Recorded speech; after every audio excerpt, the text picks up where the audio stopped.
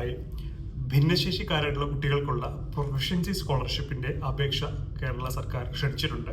അപ്പോൾ അതിൻ്റെ ക്രൈറ്റീരിയ എന്താണെന്ന് നമുക്ക് നോക്കാം. അതായത് 2025 ഈ വർഷം മാർച്ചിൽ SSLC +2 പാസ്സായിട്ടുള്ള കുട്ടികൾക്ക് വേണ്ടിയിട്ടുള്ള സ്കോളർഷിപ്പാണ് ഇത് വിളിച്ചിട്ടുള്ളത്.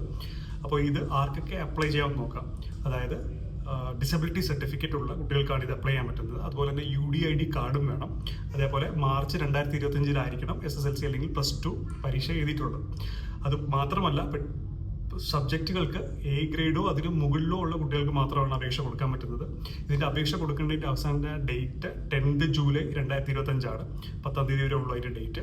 അതുപോലെ ഓൺലൈനായിട്ട് ഗൂഗിൾ ഫോം വഴിയാണ് ഇതിൻ്റെ അപേക്ഷ കൊടുക്കേണ്ടത്. അതിൻ്റെ ഒരു സൈറ്റിൻ്റെ spwc.kerala.gov.in എന്നുള്ള സൈറ്റ് വഴിയാണ് ആപ്ലിക്കേഷൻ ചെയ്യേണ്ടത്. അപ്പോൾ ഏറ്റവും കൂടുതൽ മാർക്കുള്ള ആൾക്കാരെ സെലക്ട് ചെയ്തിട്ടായിരിക്കും ഈ പ്രൊഫഷൻസി സ്കോളർഷിപ്പ് അവാർഡുകൾ കൊടുക്കുന്നുണ്ടാവുക. അതുകൊണ്ട് ഈ അർഹതയുള്ള എല്ലാവരും അത് അപേക്ഷ കൊടുക്കുക. ഈ വിവരം മറ്റുള്ളവരിലേക്ക് കൂടെ എത്തിക്കുക. Thank you.